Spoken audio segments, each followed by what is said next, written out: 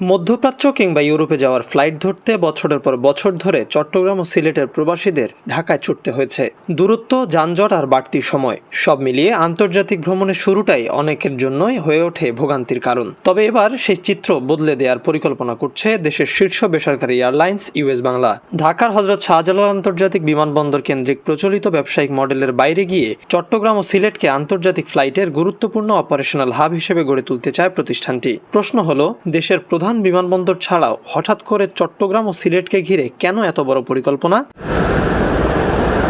আন্তর্জাতিক রুটের সবচেয়ে বড় গ্রাহকদের একটি বড় অংশই চট্টগ্রাম ও সিলেট অঞ্চলের যাত্রী। বিশেষ করে মধ্যপ্রাচ্য প্রবাসী বাংলাদেশিদের বড় একটি অংশের শিকড় এই দুই অঞ্চলে। অথচ সরাসরি আন্তর্জাতিক ফ্লাইটের পর্যাপ্ত সুবিধা না থাকায় তাদের বড় অংশকেই ঢাকা হয়ে বিদেশে যেতে হয়। আর এই বাজারের বড় অংশ এখন নিয়ন্ত্রণ করছে বিদেশি এয়ারলাইন্স। চট্টগ্রাম বিমানবন্দরের আন্তর্জাতিক যাত্রী পরিবহনের বড় অংশই বিদেশি কয়েকটি এয়ারলাইন্সের দখলে। ইউএস বাংলার পরিকল্পনা হলো এই বিশাল যাত্রী বাজারে দেশীয় এয়ারলাইন্সের অংশগ্রহণ আরও বাড়ানো এবং যাত্রীদের সরাসরি চট্টগ্রাম ও সিলেট থেকে আন্তর্জাতিক গন্তব্যে পৌঁছে দেয়া। এই লক্ষ্যেই ভাঙতে যাচ্ছে এতদিনের ঢাকা কেন্দ্রিক অপারেশনাল কাঠামো।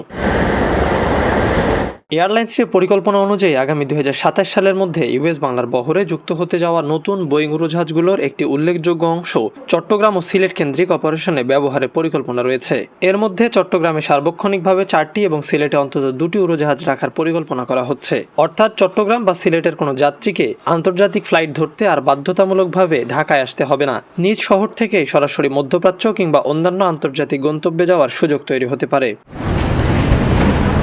তবে ইউএস বাংলার পরিকল্পনা শুধু যাত্রী পরিবহনের সীমাবদ্ধ নয়। হাব ভিত্তিক এই অপারেশনের সঙ্গে যুক্ত হতে পারে উড়োজাহাজের রক্ষণাবেক্ষণ, প্রকৌশল এবং অন্যান্য কারিগরি কার্যক্রমও। ফলে চট্টগ্রাম ও সিলেট শুধু যাত্রী ওঠানামার কেন্দ্র নয়, ধীরে ধীরে এভিয়েশন কার্যক্রমের গুরুত্বপূর্ণ কেন্দ্র হিসেবেও গড়ে উঠতে পারে। আর এর সঙ্গে তৈরি হতে পারে স্থানীয় পর্যায়ে নতুন কর্মসংস্থানের বড় সুযোগ। সবচেয়ে গুরুত্বপূর্ণ বিষয় হলো এই পরিকল্পনার পেছনে রয়েছে বিপুল অর্থের বাজার। বাংলাদেশের আন্তর্জাতিক এভিয়েশন বাজারে প্রতি বছর বিপুল পরিমাণ অর্থ ব্যয় করছেন দেশের যাত্রীরা। এর বড় অংশই চলে যাচ্ছে বিদেশি এয়ারলাইন্সগুলোর কাছে। ইউএস বাংলার লক্ষ্য ঢাকা কেন্দ্রিক প্রতিযোগিতার বাইরে গিয়ে চট্টগ্রাম ও সিলেটের নিজস্ব যাত্রী বাজারকে কেন্দ্র করে সেই অর্থের একটি বড় অংশ নিজেদের নিয়ন্ত্রণে আনা।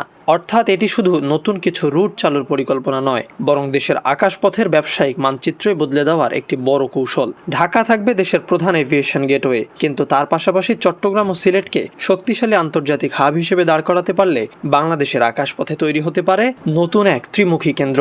আর সে পরিবর্তনের শুরুটা করতে যাচ্ছে ইউএস বাংলার এই মেগা হাব পরিকল্পনা।